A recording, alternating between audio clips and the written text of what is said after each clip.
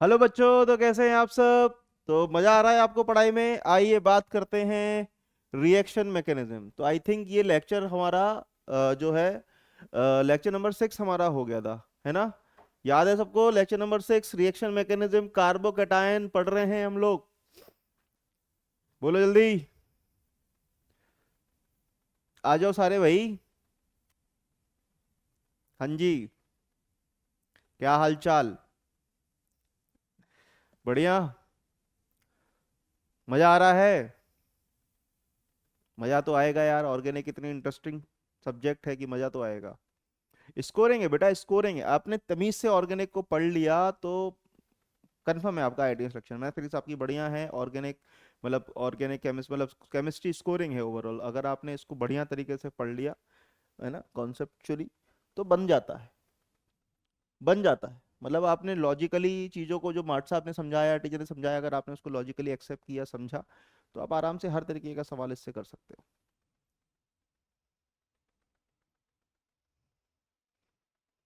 हम्म। हाँ जी, हाँ जी। कहाँ तक हो गया था? कुछ होमवर्क वगैरह किया था क्या? कुछ होमवर्क वगैरह किया था क्या? ये हो गया, लिविंग ग्रुप हो गया। हाँ, हमने रिएक्शंस की बात करी कि किस तरीके की रिएक्शंस अपन को करनी है और कौन सा नहीं करना है। हमने ये वाली चर्चा करी थी यहाँ पर, है ना। और बताओ आगे। जय श्री राम, जय श्री राम। आइए भाई, आइए आइए। जय श्री राम। हम्म। ये 3 रिएक्शंस कर ली थी आपने। इससे पहले कोई होमवर्क नहीं है। आओ, ये 3 रिएक्शंस बताओ जल्दी। बेटा सेम HCl निकालो यहाँ से। सेम HCl निकाल लो यहाँ से। इधर से HCl।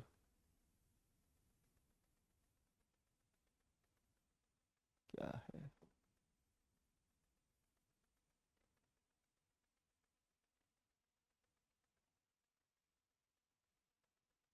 ये HCl।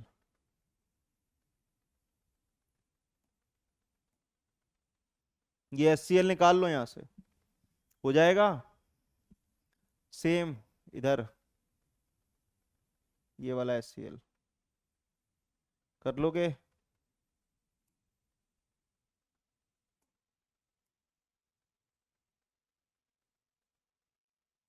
ये इनमें भी वही सेम कहानी। इसमें भी वही करना है आपको। इसमें भी वही करना है आपको। HCl निकालो, बाकी को जोड़ दो साथ में। सही है। कर लेंगे। बोलो कर लेंगे। क्या मिलेगा आपको इधर? क्या मिलेगा आपको इधर बोलो। ROS, double bond O, PHCl। Cut रहा है, ठीक है। रुको।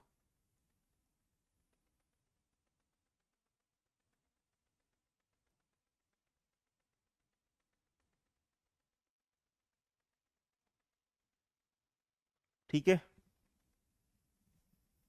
PHCl इस वाले में बताओ क्या आएगा। HCl निकल जाएगा यहाँ से। आर, बोलो, ROS, double bond O, PHCF3। PHCF3। PHCF3। ठीक है। PHCF3।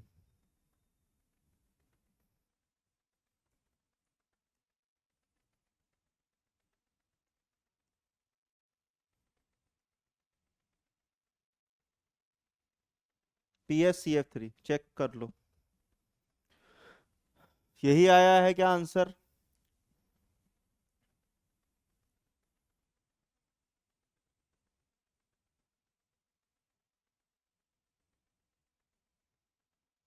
इसमें बताओ। ROS, double bond O, PHNO2। सही है।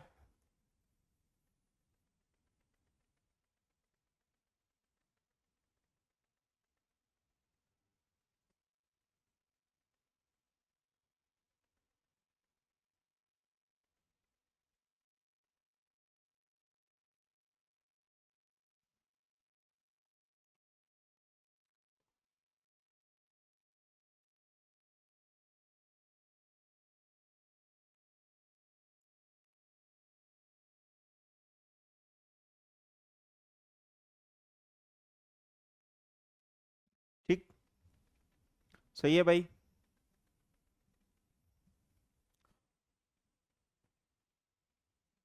अब क्या करना है? कुछ नहीं करना, फर्दर आगे क्या करोगे आप, बोलो बोलो। अब फर्दर आप क्या करोगे, इस पूरे के पूरे पार्ट को, लिविंग ग्रुप है, ये पूरा लिविंग ग्रुप है या नहीं? ये पूरा लिविंग ग्रुप है आपका,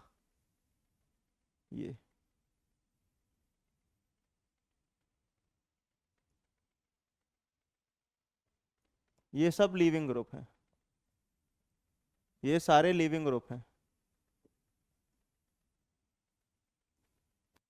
ये सारे लिविंग ग्रुप हैं।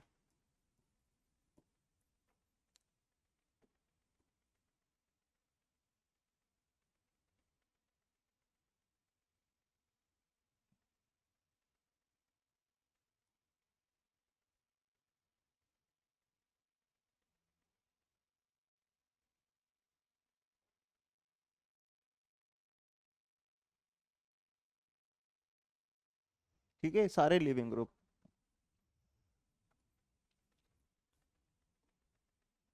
ये सब एलजी हैं, एलजी, एलजी, सब लिविंग ग्रुप।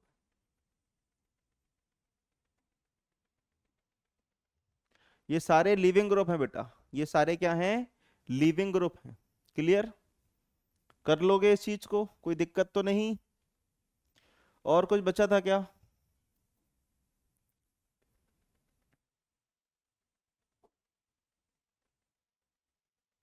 हाँ, अपन ने ये भी पढ़ लिया, reaction of electrophiles with olefinic bond.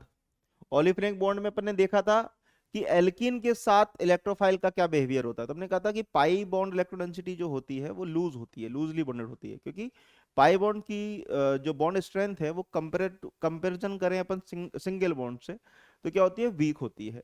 ठीक है, एक साथ की बात नहीं कर रहे हैं, सिंगल बॉन्ड और पाई बॉन्ड को इंडिविजुअली आप कंपेयर करोगे तो सिग्मा बॉन्ड में क्या होता है? हेड टू हेड ओवरलैपिंग, आपने इनऑर्गेनिक में पढ़ा होगा बेटा, हेड टू हेड ओवरलैपिंग से बनने वाला बॉन्ड जो होता है वो क्या होता है? सिग्मा।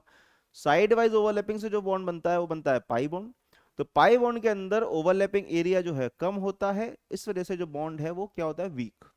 और सिग्मा बॉन्ड में हेड टू हेड ओवरलैपिंग होने की वजह से ओवरलैपिंग एरिया बहुत ज्यादा होता है, तो बॉन्ड जो बनता है वो बनता है काफी स्ट्रांग। तो पाई इलेक्ट्रोडेंसिटी जो होती है लूज, और उस लूज इलेक्ट्रोडेंसिटी को हम कर सकते हैं रिएक्शन के अंदर यूज। सही बात है। तो इस वजह से पाई इलेक्ट्रोडेंसिटी जहां कहीं भी मिलेगी कार्बन कार्बन के बीच में, उन बॉन्ड्स को अपन बोलते हैं ओलिफिनिक बॉन्ड्स। जैसे CC double bond, CC triple bond, ये सारे क्या हो गए? आपके ओलिफिनिक बॉन्ड। ये इलेक्ट्रोडेंसिटी जो होती है ये एज अ न्यूक्लियोफाइल की तरह काम करती है, और हमको चाहिए होता है सामने इलेक्ट्रोफाइल एजेंट। प्रोटॉन ले सकते हो, उसके आइसोटोप्स ले सकते हो, कोई भी ऐसा ग्रुप जो कि इलेक्ट्रॉन जो कम रखता हो, इलेक्ट्रोपॉजिटिव हो, वो सारे के सारे जो है वो इलेक्ट्रोफाइल की तरह काम कर सकते हैं, और एल्कीन जो है वो एज अ न्यूक्लियोफाइल काम करेगी।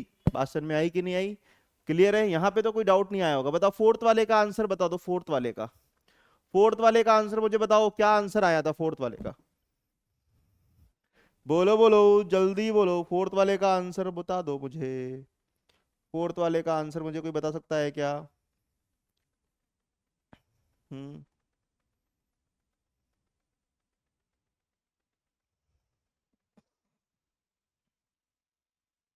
ये फोर्थ वाले का आंसर बताओ, फोर्थ वाले का आंसर बता दो। अब ये इलेक्ट्रॉन विड्रॉइंग ग्रुप है या नहीं? ये इलेक्ट्रॉन विड्रॉइंग ग्रुप है या नहीं? इलेक्ट्रॉन विड्रॉइंग है ना, अपनी तरफ खींच रहा होगा। तो इस कार्बन के ऊपर पार्शियल प्लस चार्ज ज्यादा होगा कि नहीं होगा? मतलब अगर मैं प्लस चार्ज यहाँ जनरेट करूँ, सो फॉर एग्जाम्पल मैं इसको इस तरीके से पोलराइज करता हूँ, मान लो मैंने इसको इस तरीके से घुमा दिया, तो यहाँ पे क्या आएगा? Partial plus. इस वाले कार्बन में क्या आएगा? Partial negative. बात समझ में आई? अब उसके बाजू में, प्लस चार्ज के बाजू में देखो, आप प्लस चार्ज के बाजू में देखो, एक इलेक्ट्रॉन विड्रॉइंग ग्रुप लगा है या नहीं? प्लस चार्ज के जस्ट पड़ोसी जो है वो कौन है, NO2, और NO2 तो इलेक्ट्रॉन विड्रॉइंग ग्रुप है। अब मुझे बताओ कि इसके प्लस चार्ज ये स्टेबल करेगा या अनस्टेबल करेगा, जल्दी बताओ। NO2 क्या करेगा, अरे यार इलेक्ट्रॉन विड्रॉइंग ग्रुप है, खींच रहा है इलेक्ट्रॉन, अब इससे इलेक्ट्रॉन डेंसिटी ये विड्रॉ कर रहा है, इस पे पहले से आपने पॉजिटिव चार्ज दिया, मान लो पाई बॉन्ड को इधर पोलराइज किया तो प्लस चार्ज यहां आएगा, तो इस प्लस चार्ज को ये और बढ़ा देगा। तो हमारा जो इंटरमीडिएट बनेगा दोस्तों वो क्या बनेगा, हाईली अनस्टेबल। मतलब कोई बच्चे ने अगर ये गलती करी है ना, ये गलती, और यहां इलेक्ट्रोफाइल चिपका दिया, तो आप खुद सोचो कि ये जो इंटरमीडिएट होगा ये हाईली अनस्टेबल होगा या नहीं, क्योंकि NO2 तो विड्रॉ कर रहा है, ये पॉजिटिव चार्ज को और स्टेबलाइज करने की जगह और अनस्टेबल कर देगा। क्लियर बात।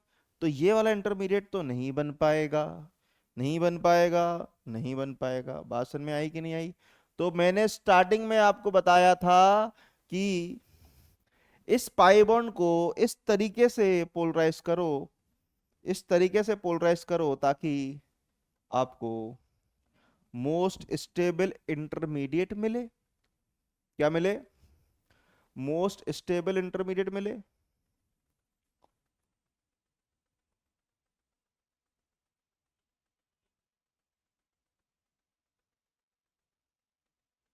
बे-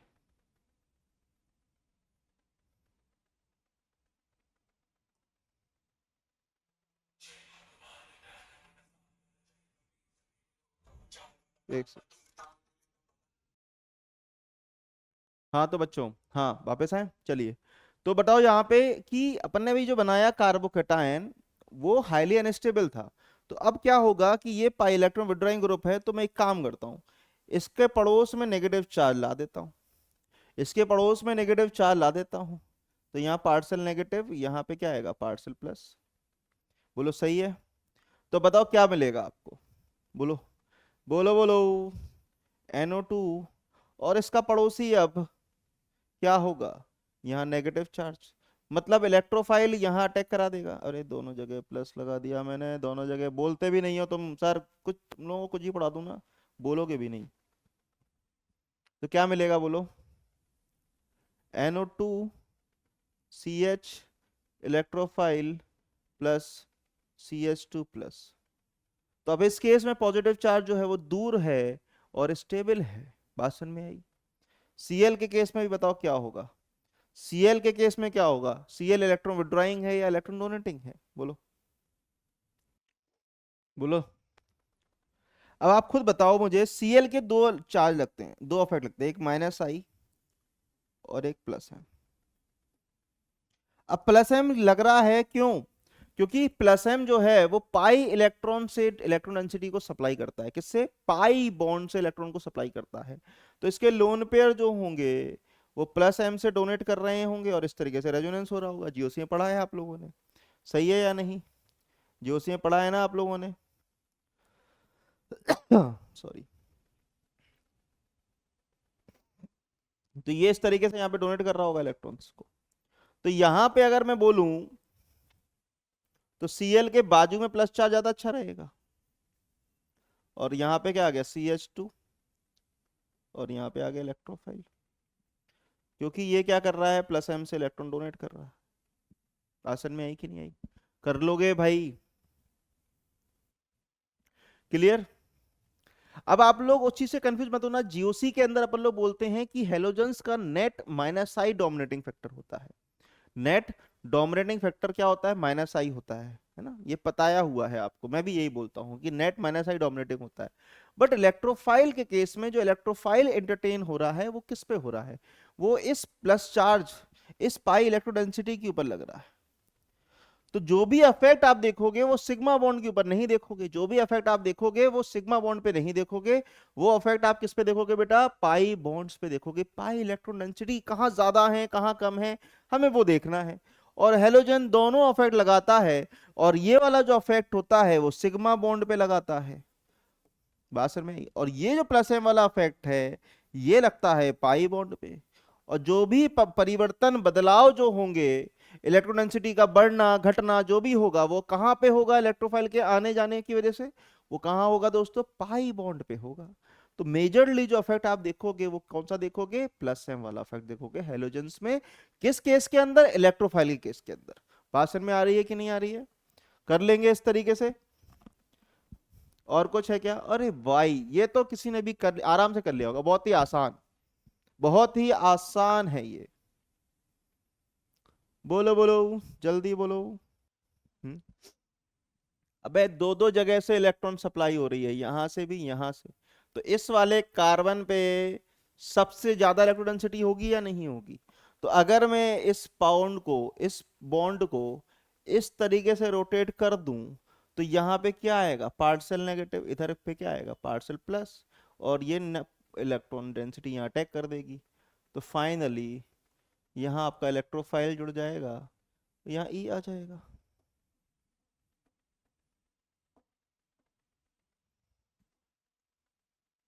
यहाँ पे क्या आ गया, ई, ये प्लस। ठीक, देख लो 6 अल्फा हाइड्रोजन की वजह से कार्बोकेटायन मोस्ट स्टेबल है। ठीक, कर लोगे, मोस्ट स्टेबल कार्बोकेटायन। ठीक, कोई समस्या? तो इसका मतलब है नोट में कुछ बातें अगर लिखे हैं अपन लोग, नोट में, तो पहला point, make most stable cation. ठीक है, ठीक है, मोस्ट स्टेबल कैटायन बनाना है, पहली प्रायोरिटी, प्रायोरिटी तो यही रहेगी आपकी। ठीक है, दूसरा, bond polarised, polarised in that direction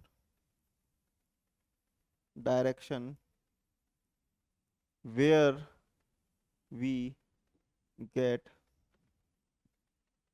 most stable cation, intermediate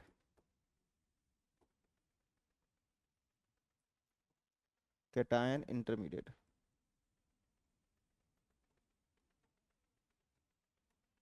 हमें इस उस डायरेक्शन में पोलराइज करना है बॉन्ड्स को जहां पे अपन को मोस्ट स्टेबल इंटरमीडिएट मिले, या डायरेक्टली पहले मोस्ट स्टेबल कैटायन बना लो। चेक कर लो, दोनों में से कंपेयर कर लो मोस्ट स्टेबल कौन सा है, उधर पोलराइज कर लो। जैसे मान लीजिए आपने क्या किया, दो बना लिए, एक ये बनाया, एक में आपने क्या किया, इसको यहाँ लगा दिया इलेक्ट्रोफाइल को, और यहाँ प्लस लगा दिया। अब आप चेक कर लो, तो यहाँ पे 6 अल्फा हाइड्रोजन है, 3 यहाँ पे ये CH3 लगा है, इधर भी CH3 लगा है। तो यहाँ 6 अल्फा हाइड्रोजन की वजह ज्यादा स्टेबल है। यहाँ पे आपके पास कितना अल्फा हाइड्रोजन है, कुछ भी नहीं है ना, 1 2 3 4 बॉन्ड हो गया, कुछ भी नहीं, 0 अल्फा हाइड्रोजन, इंडक्टिव से स्टेबलाइज्ड है, तो ये घटिया हो गया। बात समझ में आई कि नहीं आई? तो आपको इस तरीके से चेक करना है, कर लेंगे भाई। आओ, आओ बच्चों तुम्हें बताएं। अब हम ये सीख गए कि इंटरमीडिएट कहाँ बनता है, कैसे बनता है, रीजन क्या है। क्लियर? अब किस किस टाइप की रिएक्शन कार्बोकेटाइन जो है अपना शो करता है, तो रिएक्शंस शोन बाय कार्बोकेटायन।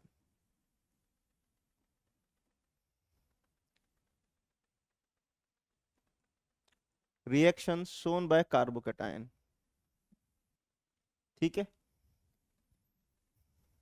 तो बेसिकली दोस्तों 3 तरीके की रिएक्शन शो करता है। ए,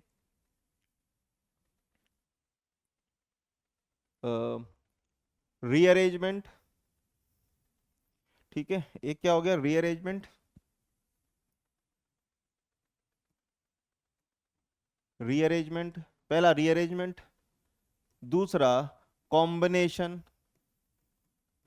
कॉम्बिनेशन कंबाइन हो जाना, रीअरेंज मतलब रीअरेंज हो जाना, एक जगह से दूसरी जगह रीअरेंज हो गया कार्बोकेटाइन। रीअरेंजमेंट, कॉम्बिनेशन, और थर्ड है आपका एलिमिनेशन।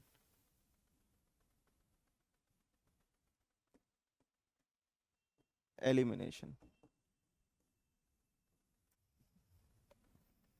ये तीन तरीके की रिएक्शन मिली है, शो करेगा रीअरेंजमेंट, कॉम्बिनेशन, एलिमिनेशन, देख लो ध्यान से। ठीक,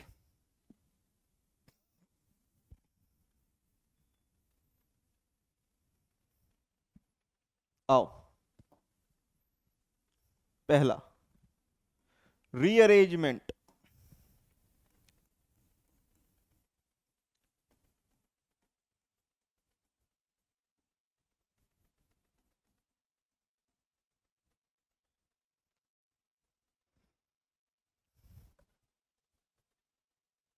रीअरेंजमेंट क्या होता है? रीअरेंजमेंट का मतलब बिल्कुल देसी भाषा में बताओ, क्या समझ सकते हैं आप रीअरेंजमेंट के बारे में? बोलो, क्या होता है रीअरेंजमेंट?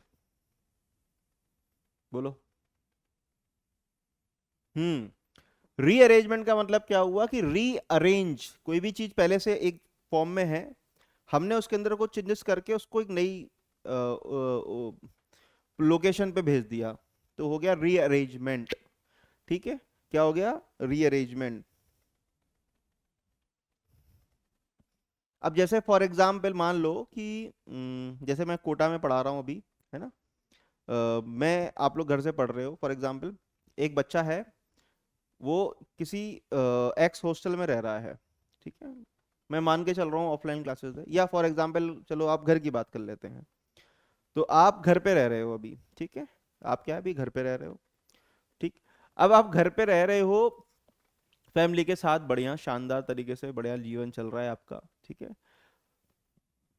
आप लोग खुश हैं। ठीक, मैंने आपको ऑप्शन दिया कि बेटा एक बंगला है मुंबई में, जोहू बीच के किनारे एक बहुत सुंदर सा बंगला है। ठीक है, उसमें आप लोगों को, आपको जाकर के रहना है, उसका आपको कोई रेंट नहीं देना, कुछ भी नहीं करना, वो डायरेक्टली आपके नाम कर दिया, आपका नाम आपका हो गया वो घर। तो आप अभी जो करंट सिचुएशन में हैं, जो भी आप जगह पे रह रहे हैं, तो इफ यू गेट न्यू और बेटर ऑप्शन, तो आप मूव ऑन करेंगे, आप आगे बढ़ेंगे। देखा केमिस्ट्री, देखा यहाँ भी केमिस्ट्री, यहाँ भी केमिस्ट्री बेटा आपको बढ़िया चीजें सिखा रही है, जीवन में मूव ऑन करना सीखें, बेटर ऑप्शन की तरफ जाएं, एक्सप्लोर करें। अगर आपको जीवन में कोई अच्छा ऑप्शन मिल रहा है तो जाओ, उसको ट्राई करो, अचीव करो। क्लियर है बात? जब भी कभी आपको कोई बेटर ऑप्शन मिल रहा है, ट्राई इट, अचीव इट। ठीक है, अटेम्प्ट करें।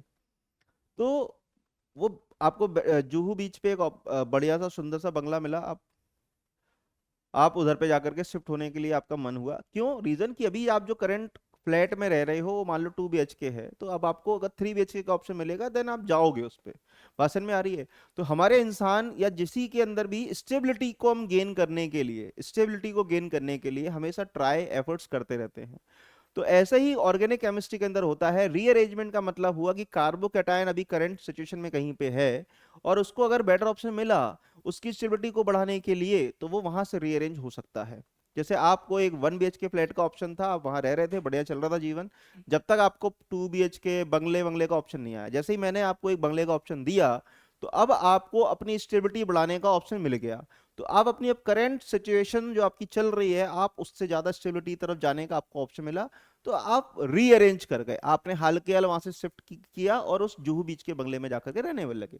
मैंने उसमें और एक्स्ट्रा फीचर्स डाल दिया, आपके लिए चौपर रख दिया, समुद्र में घूमने के लिए आपके पास जेट स्की लगी हुई है, आपका खुद का एक सेपरेट जेट है जिसपे आप घूम सकते हो, शिप है ना? तो ऐसी व्यवस्थाएं भी मैंने वहां पे दे रखी हैं। पढ़ाई के लिए आपको सेपरेट आपकी लाइब्रेरी है, आप लोग वहाँ पढ़ाई कर सकते हैं अपना।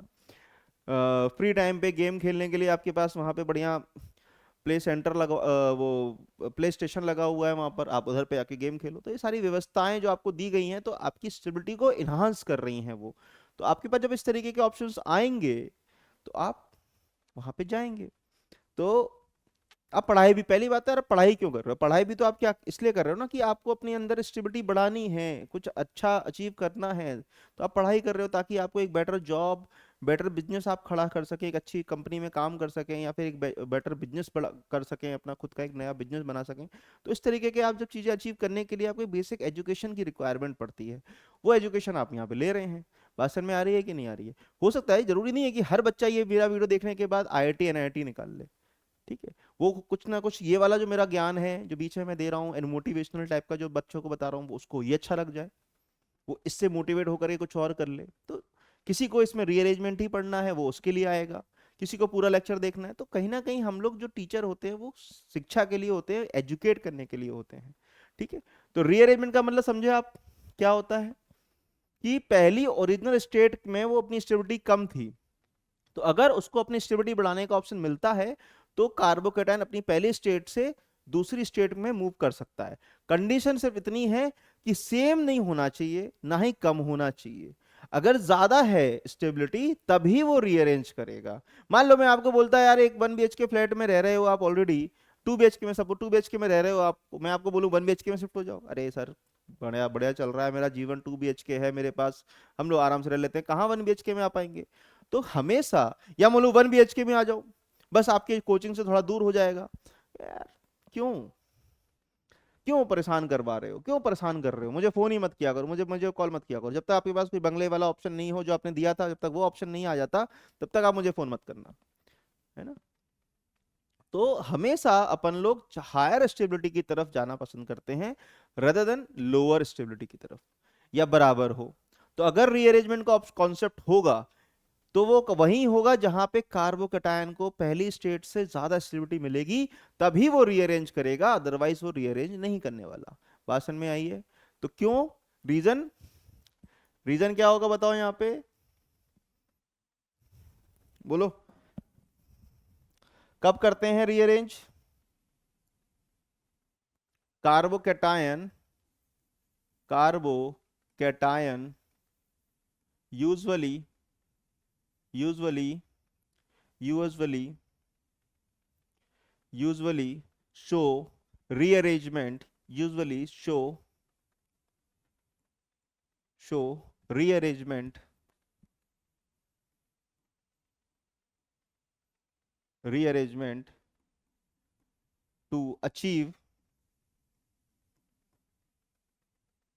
to attain, या to achieve कुछ भी लिख सकते हो, to attain higher stability,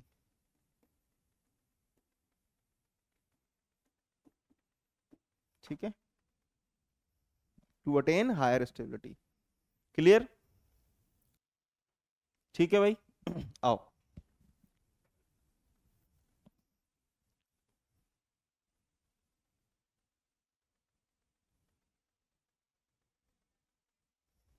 सही है।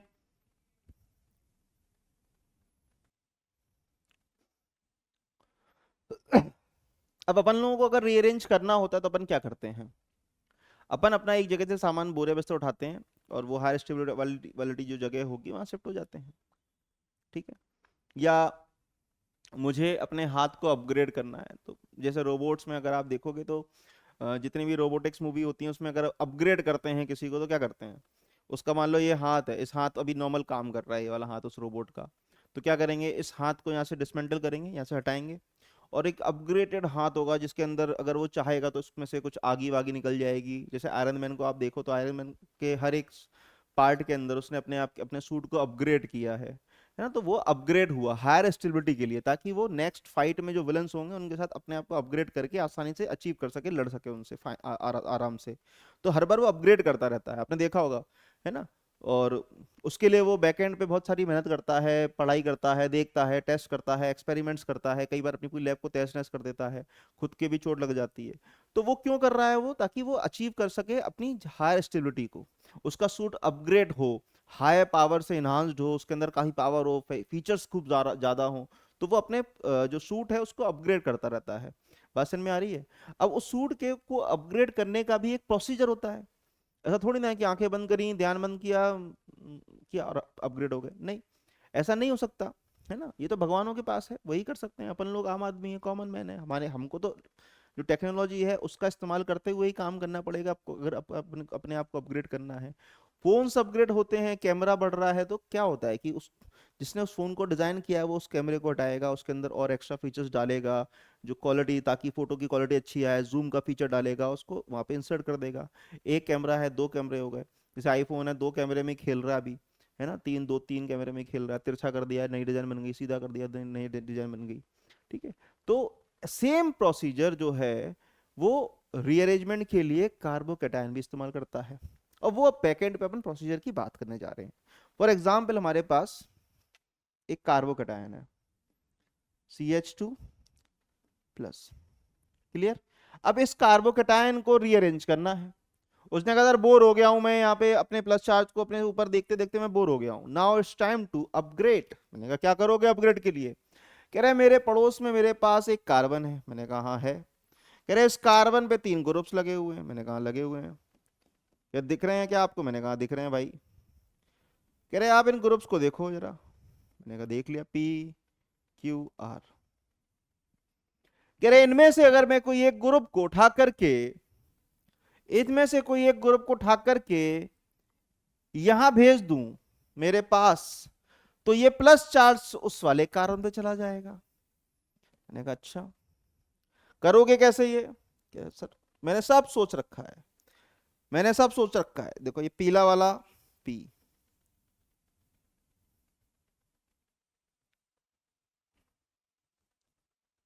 R वाला रेड,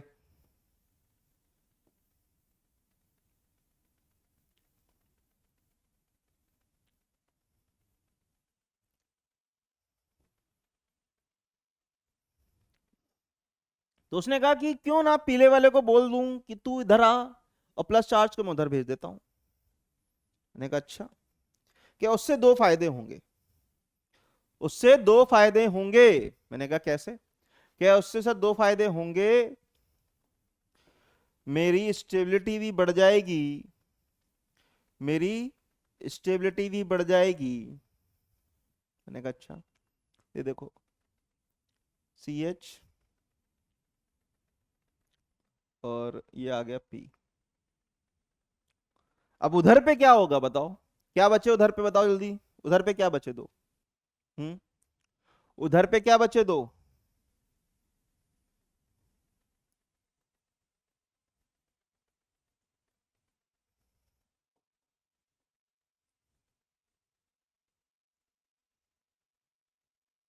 इधर पे क्या बचे दो, बोलो। ये पीला वाला उठ के इधर आ गया। अब इधर पे क्या दो चीजें बची आपके पास? एक बचा Q, और एक क्या बचा आपका R। सही है।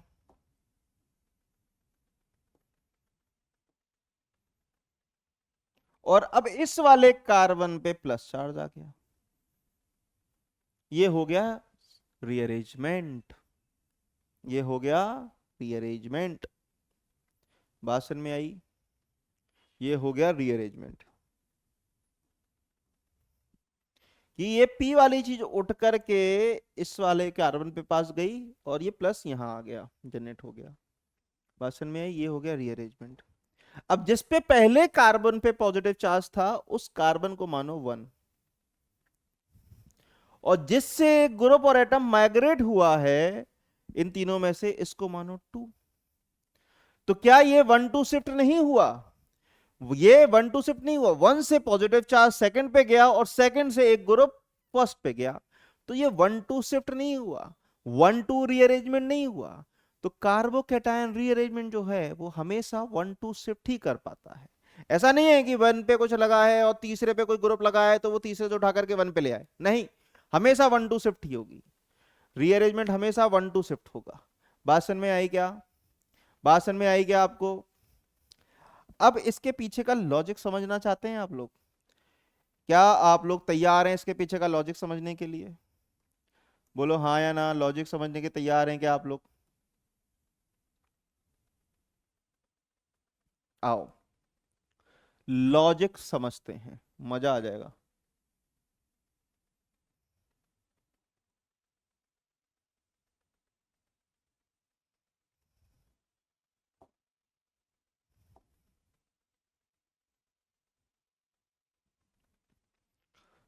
देखो ध्यान से,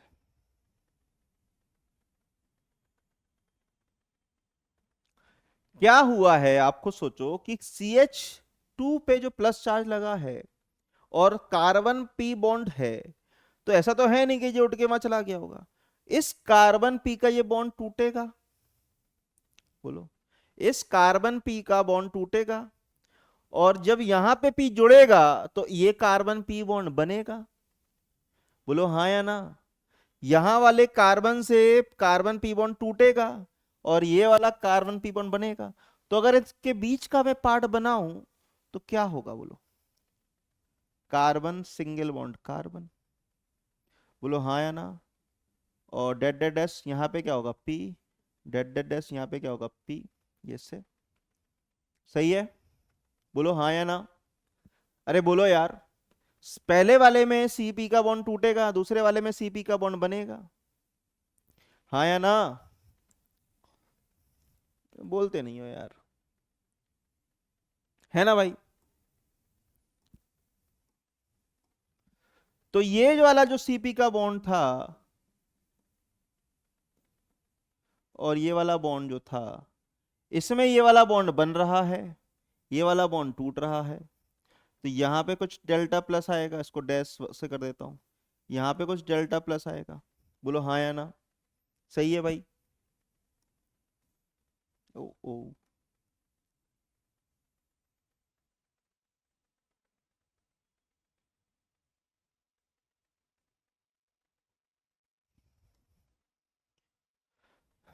बाकी दो चीजें ऐसी एज लगी रहेंगी। यहाँ पे क्या है, हाइड्रोजन। ओ ओ,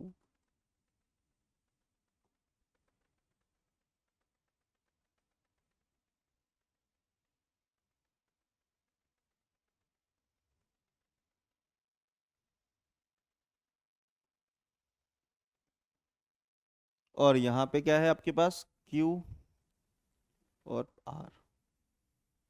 सही है, चेक कर लो।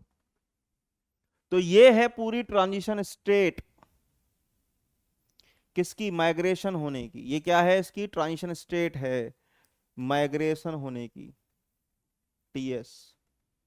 और ये क्या है आपका 1 2 शिफ्ट, ठीक। ये क्या है, ट्रांजिशन स्टेट है इंटरमीडिएट की कार्बोकेटायन की रीअरेंजमेंट के दौरान, कि ये वाला बॉन्ड जो था ये ब्रेक हो रहा था, ये वाला बॉन्ड बन रहा था, फाइनल जब रीअरेंजमेंट हो गया तो उस केस में ये बॉन्ड कंप्लीटली टूट गया, ये वाला बॉन्ड कंप्लीटली बन गया, और ये प्लस चार्ज जो था वो कंप्लीट यहाँ पे जनरेट हो गया, और ये प्लस चार्ज जो था वो डाइल्यूट हो गया। बात समझ में आई कि नहीं आई, समझ में आया कि नहीं आया, कर लोगे इस तरीके से। अब अगर कोई बोले इन दोनों कार्बोकेटायन इंटरमीडिएट में ज्यादा स्टेबल कौन सा है, ऑब्वियसली रीअरेंजमेंट तभी हुआ होगा जब ये ज्यादा स्टेबल होगा, तो ये मोस्ट स्टेबल है या मोर स्टेबल है।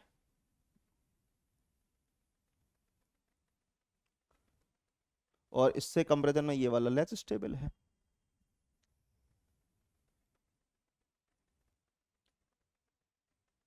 हमेशा लेस स्टेबल से मोस्ट स्टेबल की तरफ ही मूव ऑन करेगा, तभी रीअरेंजमेंट होगा, अदरवाइज नहीं होगा। क्लियर। नोट में चीजें लिख लेते हैं अपन लोग। पहली बात, क्या हुआ यहाँ पे, 1 2 शिफ्ट हुआ है। दूसरी, कि 3 मेंबर्ड की साइक्लिक ट्रांजिशन स्टेट बनी कि नहीं बनी, तो 3 मेंबर्ड साइक्लिक ट्रांजिशन स्टेट आ गई।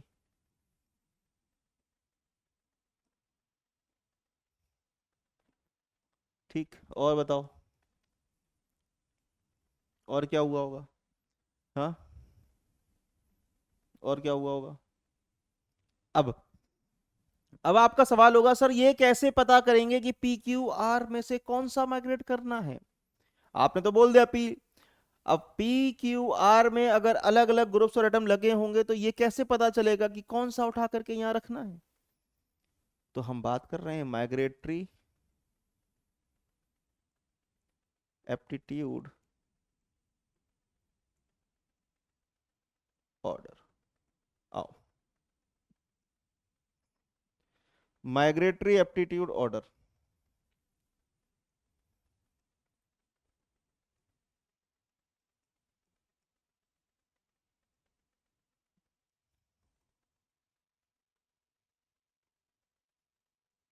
अगर आपके पास हाइड्रोजन्स के आइसोटोप्स हैं, अगर आपके पास हाइड्रोजन के आइसोटोप्स हैं, अगर आपके पास हाइड्रोजन के आइसोटोप्स हैं तो हमेशा ये ऑर्डर आएगा। ठीक। H D T, Paulo bond strength rule. अब जो ज्यादा स्ट्रॉन्गर बॉन्ड होगा, अगर यहाँ पे H लगा है, एक में D लगा है, एक में T लगा है, तो H का बॉन्ड वीक होगा, T का बॉन्ड स्ट्रॉन्गर होगा, तो उसको तोड़ने में ज्यादा एनर्जी लगेगी, तो जो आसानी से हो जाए वो हमारे लिए ज्यादा फायदेमंद है। तो H जल्दी माइग्रेट कर जाएगा। भाषण में या PQR में आप HDT ले लो, तो H जल्दी माइग्रेट हो जाएगा। सही है? क्लियर है बात?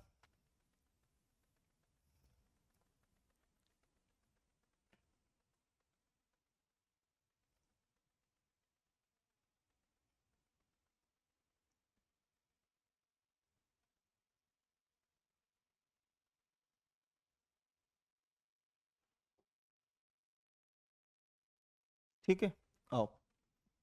अब मान लो ग्रुप्स ही अलग अलग हो गए, ये तो एक ही फैमिली के तीन भाई हैं। अब तो अगर मान लो आपको H प्लस है, सॉरी H प्लस नहीं, हाइड्रोजन है, सबसे जल्दी हाइड्रोजन माइग्रेट कर जाएगा, सबसे जल्दी हाइड्रोजन माइग्रेट कर जाएगा। फिर क्या होगा? कोई एरोमेटिक AR वाला पार्ट, फिर R वाला पार्ट।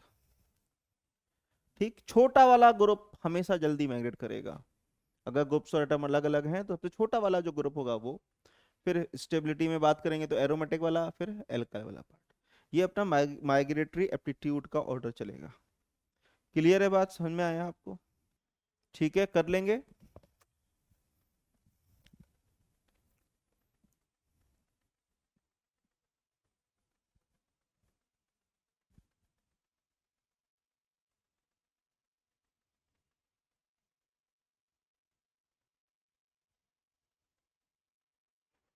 ठीक है ना? लो देखो,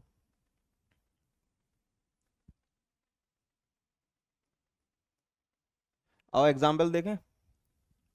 मान लो मैंने आपको CH3 प्लस दिया, तो क्या ये रीअरेंज होगा क्या? मान लो मैंने आपको CH3 CH2 प्लस दिया, बताओ रीअरेंजमेंट होगा क्या? तीसरा, मैंने आपको दिया CH3 CH2 CH3, sorry CH2 plus, बोलो जल्दी। अब बेटा यहाँ पे कोई रीअरेंज करने के लिए नया ऑप्शन है ही नहीं। जब यहाँ पे कोई रीअरेंज करने के नया ऑप्शन है ही नहीं, तो उस केस में ये रीअरेंजमेंट हो ही नहीं पाएगा। तो यहाँ पे no rearrangement, no rearrangement, rearrangement ही नहीं होगा। आओ बच्चों यहां बात करते हैं। यहां देखो, अगर ये रीअरेंज करके यहां गया तो इधर पे आपको क्या मिलेगा? बोलो।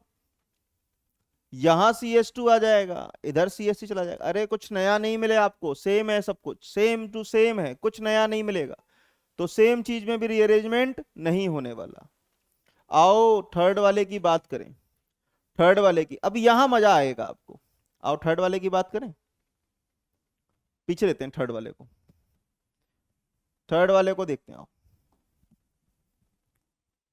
क्या है हमारे पास? CH3 है, CH2 है, यहाँ CH2 प्लस है। ध्यान से देखना, अपन को क्या देखना है? ये कार्बन को 1 मानना है, इस वाले कार्बन को तो 1 मानना है, और जिससे माइग्रेट कराना है उसको 2 मानना है। तो अब इन दोनों कार्बन से अपन को मतलब है, ये थर्ड वाले से कोई मतलब नहीं है, यहां से कोई लेन देन नहीं है। आओ, इस कार्बन पे क्या क्या जुड़ा है? H, H और एक CH3, ये पूरा एक ग्रुप। सिंगल बॉन्ड C, यहां पे क्या है? Plus CH2। ये PQR हो गए या नहीं हो गए? PQR हो गए कि नहीं हो गए? PQR, दो हाइड्रोजन और एक मिथाइल, PQR। क्या ऑर्डर है पी क्यू आर में? अगर एच ए आर आर वगैरह हैं या आइसोटोप्स हैं, तो यहाँ आइसोटोप्स तो है नहीं। आइसोटोप्स हैं क्या? नहीं है। तो कौन सा रूल लगाओगे? ये वाला रूल लगाओगे। सबसे पहले क्या माइग्रेट कराओगे? हाइड्रोजन। उठाओ यहां से हाइड्रोजन, उठाओ यहां से हाइड्रोजन। ये उठाया, इधर भेज दिया। 1 2 शिफ्ट। और क्या मिलेगा आपको यहाँ पे? C H. यहाँ पे क्या मिलेगा? CH3। यहाँ प्लस सिंगल बॉन्ड, यहाँ पे क्या गया? CH3। अबे एक हाइड्रोजन यहाँ जाएगा तो CH2 का क्या होगा? CH3। अब चेक करो जरा, जीओसी पढ़ी है आपने? कितने अल्फा हाइड्रोजन है यहाँ पे? 2 अल्फा हाइड्रोजन, 2 अल्फा हाइड्रोजन। अरे ये कार्बन के बगल में ये अल्फा कार्बन है ना, इस पे कितने हाइड्रोजन है? एक और एक, दो। सही है, 2 अल्फा हाइड्रोजन। बट वही यहां आएगा तो कितने मिलेंगे उसको? 3। ये अल्फा कार्बन, ये अल्फा कार्बन, कितने हो गए? 6। सही है। तो 2 से सीधा सीधा 6 का व्यवस्था हो गई। तो यहाँ पे रीअरेंजमेंट होगा, रीअरेंजमेंट होगा। ये सॉल्यूशन है इसका।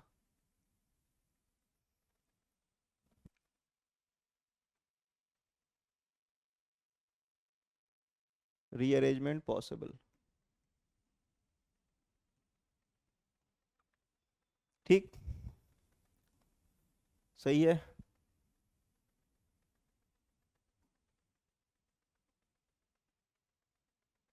चेक करो। ठीक है, आओ।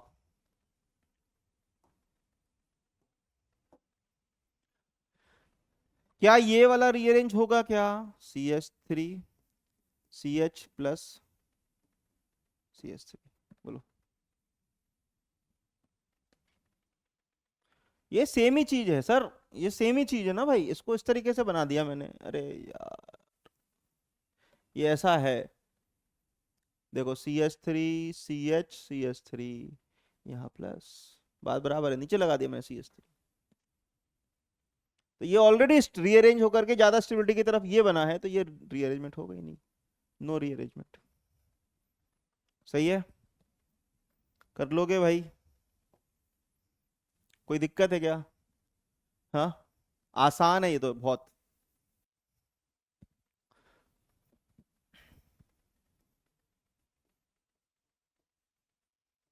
करना इसको।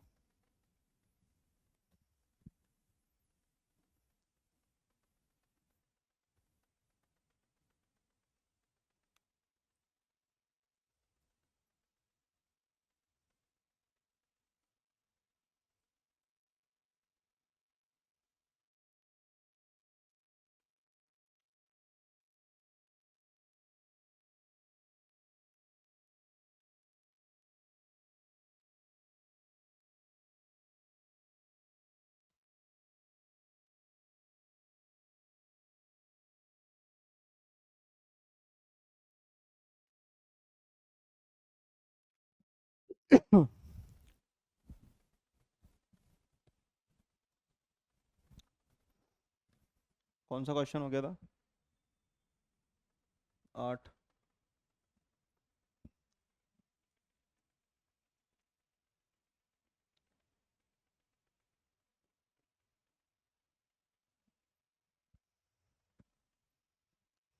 ठीक है, ये घर से करके लाना बेटा, होमवर्क दे रहा हूँ मैं।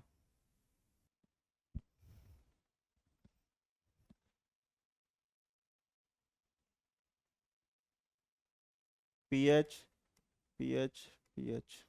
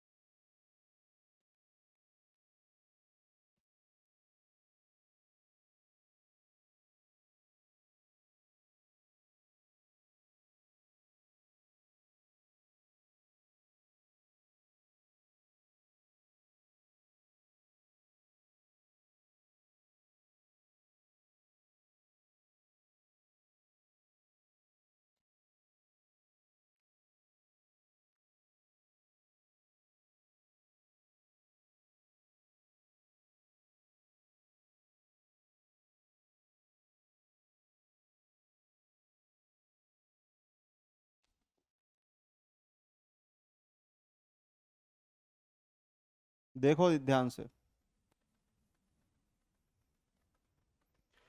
16।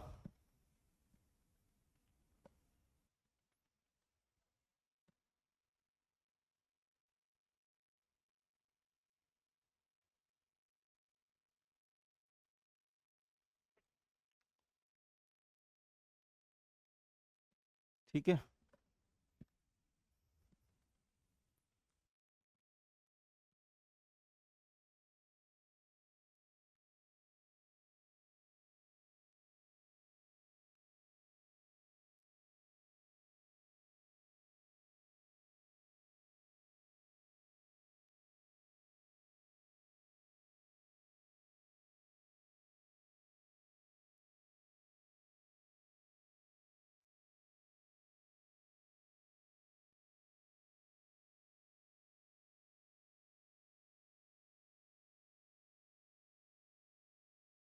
या 20।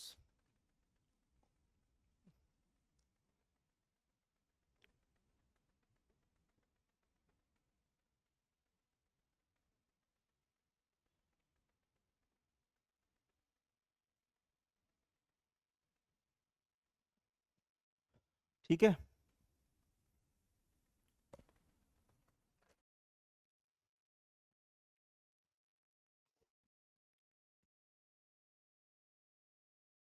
अब आपको मजा आएगा ना, होमवर्क देना शुरू कर दिया मैंने आपको। MEPH।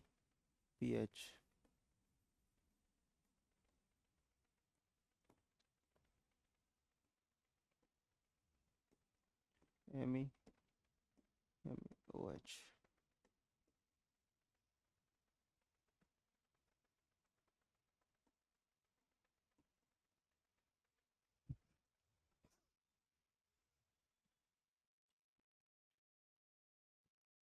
ठीक है,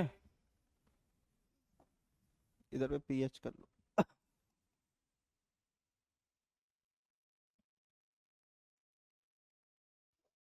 ठीक है भाई। तो ये आपके होमवर्क हैं जो आपको करना है रीअरेंजमेंट के ऊपर। सारे सवालों को नोट कर लीजिए आप।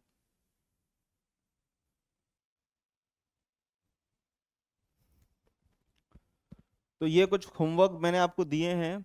इस बार आपको होमवर्क बढ़िया शानदार तरीके से होमवर्क मिले हैं। तो अभी तक 5-6 लेक्चर तक आपको होमवर्क नहीं मिला था। ठीक है। तो बढ़िया इनकी प्रैक्टिस करें, और जो भी कॉन्सेप्ट अपने सीखे हैं वो सारा कॉन्सेप्ट यहाँ लगेगा, आप अटेम्प्ट करिए, फिर अपन नेक्स्ट क्लास में इन क्वेश्चंस को डिस्कस करेंगे और आगे बात करेंगे। निहायत ही इंपॉर्टेंट टॉपिक चल रहा है। क्लियर। चलो। ठीक है भाई, कोई दिक्कत? हाँ, ये होमवर्क सारे करके लाने हैं भाई। सारे करके लाना है, क्लास में सारे करके लाने हैं कल। चलिए ठीक है, अपना ध्यान रखें, स्वस्थ रहें, पढ़ाई में व्यस्त रहें। मिलते हैं आपसे नेक्स्ट क्लास में। तब तक के लिए टाटा बाय बाय।